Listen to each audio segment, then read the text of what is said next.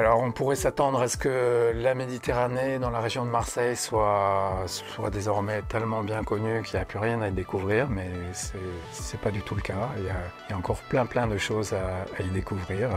Et bien justement, regagnons notre navire scientifique. Il ne faut pas oublier que nos chercheurs plongeurs s'apprêtent à plonger dans la grotte des 3 pépés afin d'effectuer des prélèvements.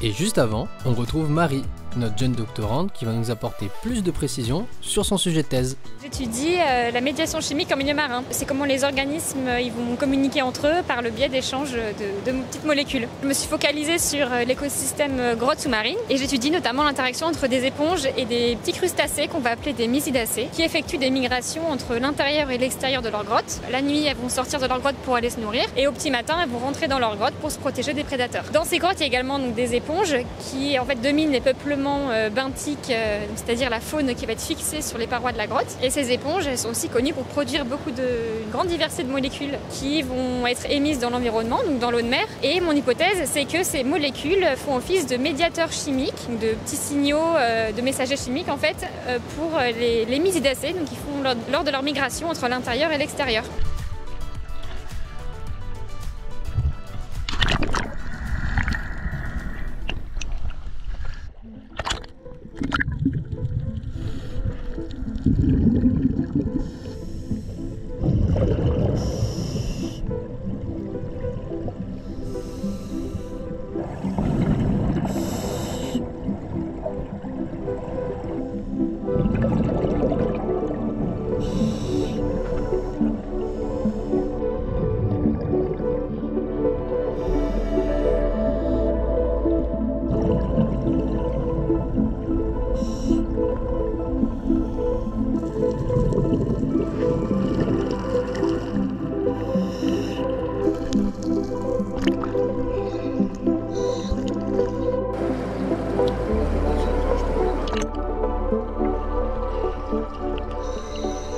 Alors les chercheurs, vous avez trouvé ce que vous cherchez? Eh ben on verra, en tout cas on a trouvé des choses.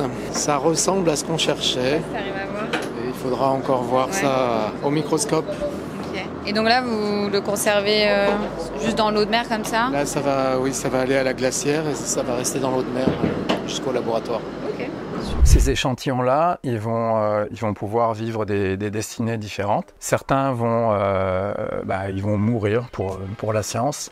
Alors, avec Pierre, nous avons abordé le sujet du bien-être animal. Et comme ça nous semblait important, on en a fait une vidéo à part. Le lien est directement accessible dans la description de cette vidéo. Et bon visionnage! On les plonge dans de l'alcool à haute teneur. Là, c'est de l'alcool à 96%. C'est un liquide qui va nous permettre de les conserver dans le temps, pendant très longtemps. Mais surtout, le gros avantage de cet alcool, c'est qu'il va nous permettre de travailler sur leur ADN. Ici, par exemple, c'est des séquences ADN. Chaque ligne correspondrait à un individu différent du pilulier. On peut essayer de réaliser des sortes d'arbres. Alors, c'est pas de la généalogie, là, tout à fait, mais c'est des arbres de parenté. C'est-à-dire qu'on essaye de regrouper ensemble les séquences ADN qui sont les plus similaires. Et puis, une fois qu'on a ces ADN, oui, il y a toute la partie analyse.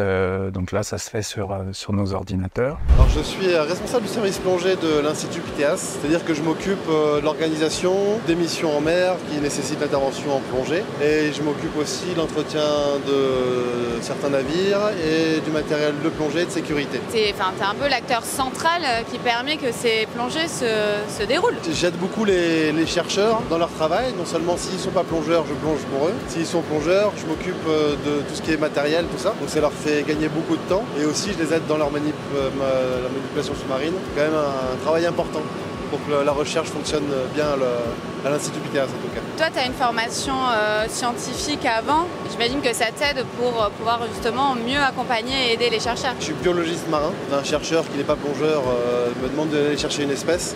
Je sais la reconnaître, je sais où la trouver. Si je ne sais pas, je sais où chercher pour savoir. Alors Marie, est-ce que tu as trouvé ce que tu cherchais? Ouais, j'ai trouvé mes 3 éponges, je suis trop contente. Et c'est surtout celle-ci là que je voulais. Pas trop de... C'est quoi? C'est de la vase? C'est de la boue? C'est quoi? Alors dans le fond, il y a un peu de vase, mais moi je suis vraiment restée au-dessus. Tu prélèves, tu dis que tu grattais avec une sorte de petit couteau. Ah oui, attends, je vais te montrer le couteau. Ah oui. Oula. J'ai des petits couteaux, c'est pas du tout un petit couteau. Donc ouais, pour prélever, j'ai utilisé ce couteau. Comme ça. Et avec la pointe, là, on racle un peu pour décoller un petit bout d'éponge et puis j'ai coupé un petit bout comme ça et hop, dans le flacon. Tu peux juste nous dire rapidement où est-ce que vous partez plonger? Là, on vient de plonger à La Ciotat, dans la grotte des 3 pépés, et on va dans la grotte sans fond à l'île Jar, donc dans l'archipel de Rio. Et c'est une grotte aussi, c'est un tunnel qui va assez loin. On voit quand même globalement tout le long la lumière du jour, on voit la sortie de la grotte, ce qui fait que c'est pas une grotte très dangereuse. Mais il faut quand même faire attention parce que le fond est assez envasé, donc si on remue trop le fond, on peut se retrouver dans le noir et pas trouver la bonne direction pour trouver la sortie en tout cas.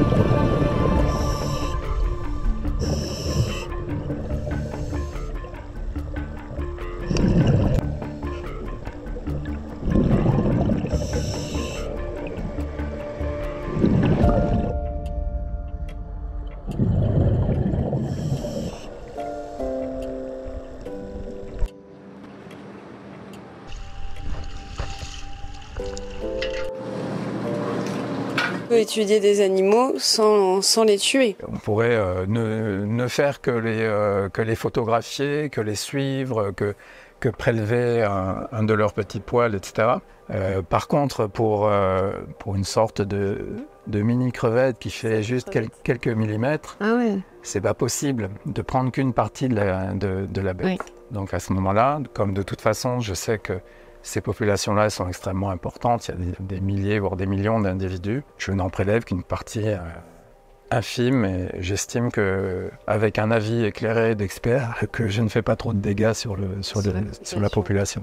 Bon, ces petites crevettes, elles ont été sacrifiées pour la science. Est-ce que leur sacrifice en vaut la peine? En fait, il y a plusieurs raisons. Il y a une partie de la diversité marine qui n'est pas encore décrite. Donc ça fait partie de notre objectif, c'est de découvrir des choses qui n'ont encore jamais été découvertes. Si on ne va pas les piocher dans le milieu marin et forcément à un moment les sacrifier d'une certaine manière, on ne saura jamais qu'elles ont existé. Nous, on estime et on n'est pas les seuls, que pour bien protéger un système, il faut quand même le connaître. Parfois, certaines de ces espèces, elles sont clés dans un écosystème, même si elles sont toutes petites. Les espèces du plancton sont beaucoup plus petites parfois, et pourtant, elles peuvent être clés dans des enchaînements écologiques, dans des bouleversements qui vont entraîner la chute totale d'une activité économique, la chute d'une pêcherie. Ce que ça nous apporte également, c'est que, et c'est le cas de ces petites crevettes, il y a une vingtaine d'années, quand j'ai commencé à travailler ici, je pensais, parce que ça avait été décrit dans la littérature, que j'allais pouvoir facilement travailler sur l'espèce A. Et je suis allé dans le milieu, j'ai plongé pour aller ramasser cette espèce A et je me suis aperçu qu'elle était en train de disparaître et qu'elle était en train d'être remplacée par une espèce B. Mais si je mettais l'espèce A et l'espèce B dans 2 flacons à côté, personne ne serait capable de les reconnaître, de les distinguer l'une de l'autre. Il se trouve que l'une d'entre elles est beaucoup plus tolérante au réchauffement climatique, elle est plus thermophile. Le réchauffement qu'on a vu beaucoup donc à la fin des années 90, du début des années 2000, et qu'on est en train de revoir maintenant, puisque là, ces années 2020, elles s'annoncent comme un petit peu exceptionnelles en termes de climat et de météo.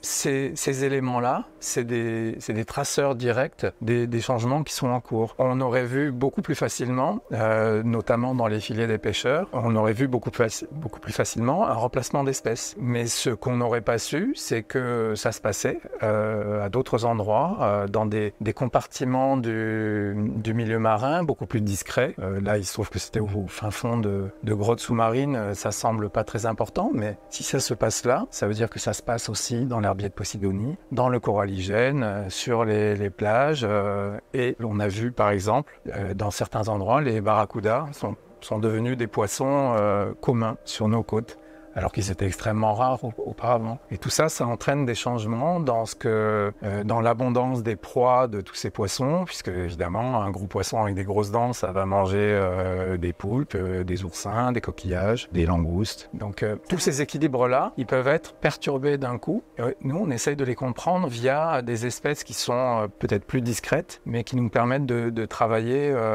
d'une manière beaucoup plus complète. Tu travailles sur quel type de projet? Il y a quoi d'autre qui est fait par l'OSU? Nous, on essaye de couvrir en fait un très large champ d'activités. L'idée, c'est d'aller à la rencontre de tous les publics possibles. Tous ces objets-là, je suis une association, je suis un musée, je veux les utiliser, les exposer, comment ça se passe? Toute cette offre est déjà à disposition sur le site web, en tout cas à titre d'information. Ensuite, il suffit de nous écrire à communication@osupiteas.fr et nous expliquer le projet, l'objectif, les dates. Et nous, on met à disposition, il suffit de venir les chercher. Et c'est gratuit. Tu tiens beaucoup au lien entre art et science. Ça, c'est aussi leur inculquer un peu ça, cette vision de ne pas être dans le trop classique. Travailler avec des artistes, ça nous oblige à avoir un autre regard sur les objets de recherche ou sur les objets sur lesquels on travaille. Et ces représentations artistiques sont assez intéressantes aussi pour essayer de repenser aussi notre manière de travailler. Bon alors Pierre, bilan de cette mission, content? Écoute, oui, tout s'est bien passé. On a presque tout réussi, ce qui était planifié. Donc on est content. Et surtout, ce qui est important, c'est que ce qu'on devait faire pour Marie, notre doctorante, ça, on a réussi à le faire. C'est elle qui a l'emploi du temps le plus contraint. Donc, Un crabe qui te résiste, et pour la prochaine fois? Oui, il y a un crabe qui m'échappe depuis quelques mois, voire années. Mais je l'aurai.